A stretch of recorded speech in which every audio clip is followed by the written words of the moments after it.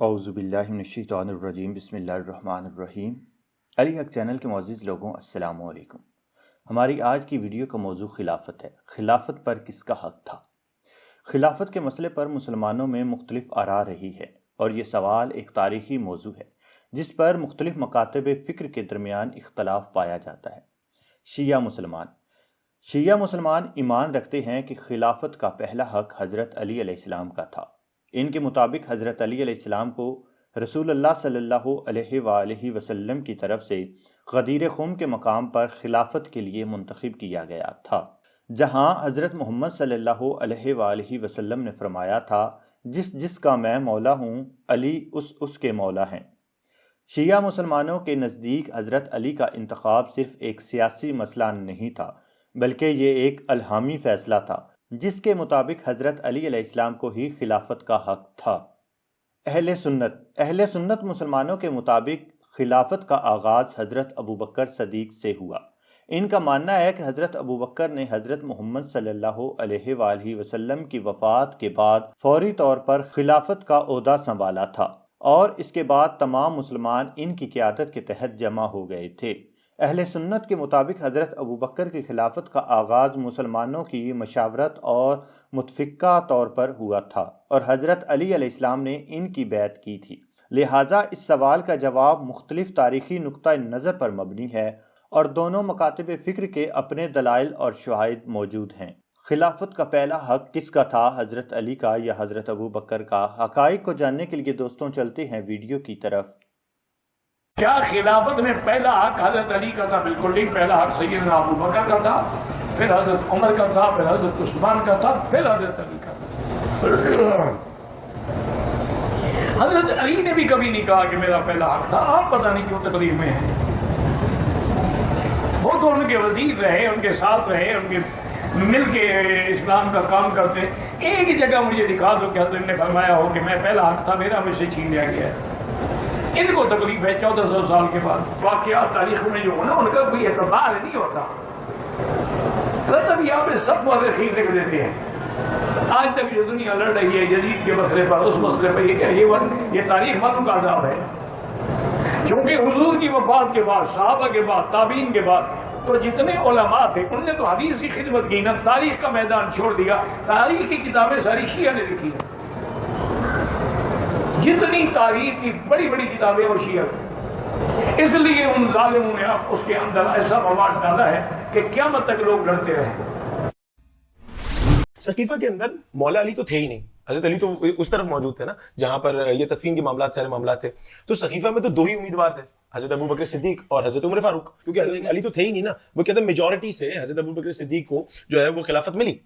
Majority میں opponent تو تین ہوتے ہیں نا، جیسے حضرت ابوبکر ہوتے، حضرت عمر ہوتے، حضرت علی ہوتے، مگر حضرت علی تو موجود ہی نہیں تھے۔ تو ایک شخص جب موجود ہی نہیں ہے تو وہ پہلے ہی ڈسکوالیفائی ہو گیا، اسے تو مطلب لیا ہی نہیں نا۔ دو اوپوننٹ پارٹیز کو کھڑا کر اگر انہیں ہی جو بھی ووٹنگ کروا کر انہیں کو جتوا دیا جائے تو کیا یہ جبری طور پر اس حکومت کو لانے کا تو ارادت نہیں تھا؟ کیا اس طرح کا معاملہ تھا؟ دیکھیں جو سقیفہ کا واقعہ ہے نا، اس میں یہ تو میں آپ سے متفق ہوں کہ امام علی نہیں تھے، اور یہ اس میں کوئی پوشیدگی نہیں ہے۔ سب کو معلوم ہے کہ امام علی رسول اللہ صلی اللہ علیہ وآلہ وسلم کی تجہیز، تکفین اور تدفین کے اندر مصروف تھے، اور اسی میں سقیفہ بنی ساعدہ ہوا۔ دوسری بات یہ ہے کہ وہاں پر جو کینڈیڈیٹ تھے وہ کتنے تھے؟ وہاں پر جو کینڈیڈیٹ تھے، پہلے معاملہ چل رہا تھا انصار کے آپس کا، ٹھیک ہے، اور انصار نے اوس و خزرج کا معاملہ تھا، ٹھیک ہے، کہ مدینہ کی جو انتظامی معاملات ہیں یہ ہم سنبھالیں گے۔ جب مہاجرین کو یہ بات معلوم ہوتی ہے تو وہ حضرت ابوبکر اور حضرت عمر رضی اللہ عنہما کو لے کر جاتے ہیں سقیفہ کی جانب۔ وہاں پر ایک جانب مہاجرین ہیں اور دوسری جانب میں سقیفہ ہے، تو کینڈیڈیٹ یہاں پر دو ہیں، ٹھیک ہے، انصار ہیں، اور انصار میں سے سعد بن عبادہ ہے، اور مہاجرین میں سے حضرت ابوبکر ہے، ٹھیک ہے۔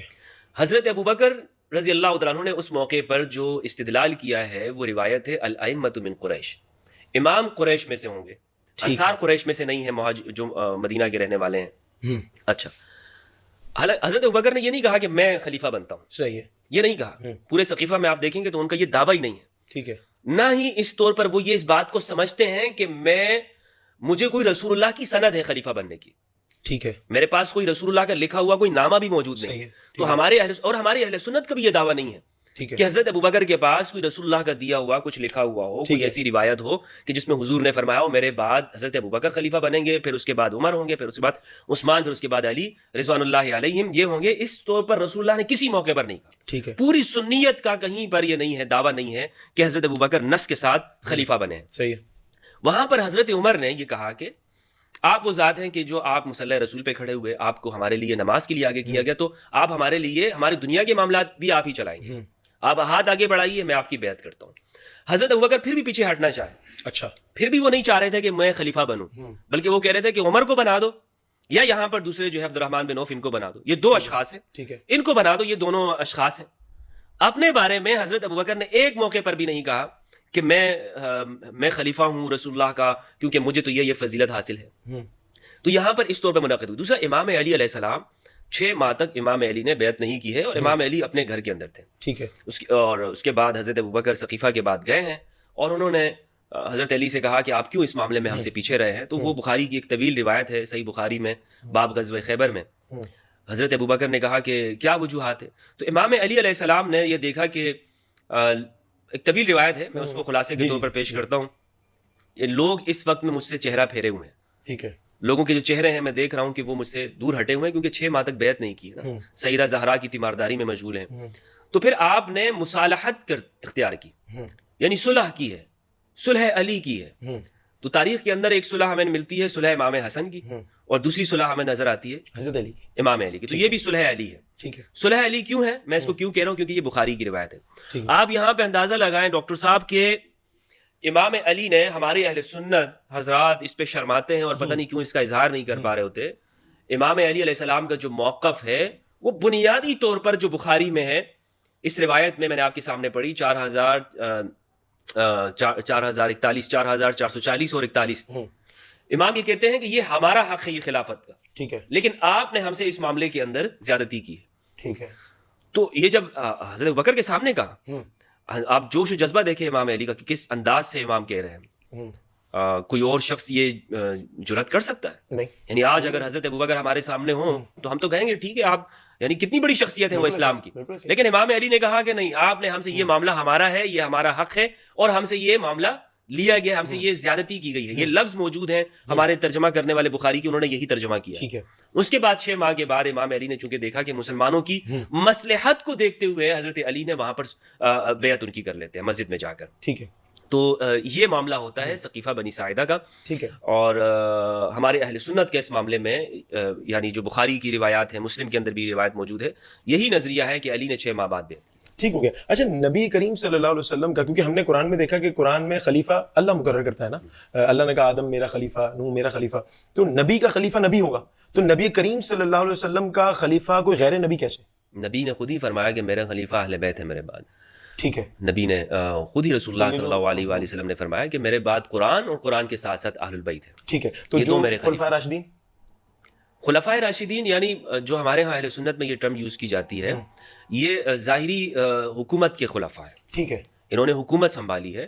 اچھا, رسول اللہ نے اپنی زندگی میں کوئی اسٹیٹ قائم کی تھی نہیں, جس کا نام دیا ہو کہ آج کے بعد یہ مدینہ کی ریاست ہے؟ نہیں. یعنی رسول اللہ نے اس کے نہ کوئی عہدے تقسیم کیے ہیں, نہ کوئی ریاست بنائی ہے. مدینہ کے اندر آپ نے ضرور ایک خاموش اس طور پر ایک معاہدہ تھا لوگوں کے درمیان میں کہ ہم یہاں پیسفل انداز میں رہیں گے. ٹھیک ہے, رسول اللہ وہاں پہ رہتے تھے. رسول اللہ مہاجرین کو تو مدینہ کے رہنے والوں نے وہاں پہ جگہ دی ہے, اسی لیے قرآن مجید نے جہاں مہاجرین کی فضیلت بیان کی ہے وہاں پر انصار کی بھی فضیلت بیان کی ہے. سورہ توبہ سورت نمبر 9 کی آیت نمبر 100 ہے, وَالسَّابِقُونَ الْأَوَّلُونَ مِنَ الْمُهَاجِرِينَ وَالْأَنصَارِ وَالَّذِينَ اتَّبَعُوهُم بِإِحْسَانٍ. ان کو معیار قرار دیا ہے مہاجرین و انصار کو لوگوں کے ایمان کا, کہ لوگوں کے لیے ایک ایگزامپل قرآن نے سیٹ کی ہے. اگر کوئی آج بھی ایمان لانا چاہتا ہے یا ہجرت مدینہ کے بعد بھی کوئی ایمان لانا چاہتا ہے تو وہ تب قبول ہوگا کہ جب وہ مہاجرین اور انصار جیسا ایمان لائے گا. ٹھیک ہے, ان کی اتباع اور فالوورشپ کے اندر ہوگا. تو یہ رسول اللہ صلی اللہ علیہ وآلہ وسلم نے مدینہ کے اندر کوئی عہدے اس طرح تقسیم نہیں کیے ہیں. یہ جو خلفائے راشدین والی جو بات ہے, یہ جو یعنی جو ترتیب ہے یا جو خلفاء ہوئے ہیں یہ ظاہری خلافت کے ہوئے ہیں. رسول کا اور نبی کا جو خلیفہ ہے وہ قرآن ہے اور اہل البیت ہے. اور ایک بھی روایت ایسی نہیں ہے ڈاکٹر صاحب, ایک بھی روایت ہمارے اہل سنت کے ذخیرہ حدیث میں نہیں ہے کہ رسول نے فرمایا وہ میرے بعد حضرت ابوبکر ہے, پھر عمر ہے, پھر عثمان ہے, پھر علی ہے, ٹھیک ہے, پھر امام حسن ہے. یہ کوئی ترتیب رسول اللہ نے بیان ہی نہیں کی ہے. چونکہ امت کے سامنے ایک معاملہ آیا تو امت نے اس کے اوپر اجماع کیا یا امت اس کے اوپر ثابت قدم رہی کہ ٹھیک ہے اب امت کے اندر یہ واقعہ ہو گیا ہے سقیفہ، تو اس کے ساتھ ہم جھگڑا نہیں کرتے ہیں، ہم قبول کر لیتے ہیں۔ امام علی نے یہی کیا ہے، جھگڑا نہیں کیا۔ علی حق چینل کے معزز لوگوں، یہ تھی ہماری آج کی ویڈیو۔ آج کی ویڈیو میں ہم نے یہ ثابت کرنے کی کوشش کی ہے کہ خلافت کا حق کس کا تھا، حضرت علی کا تھا یا حضرت ابو بکر کا تھا۔ آج کی ویڈیو آپ کو کیسی لگی؟ اپنی رائے کا اظہار کمنٹس باکس میں لازمی کیجیے۔ جزاک اللہ، اللہ حافظ۔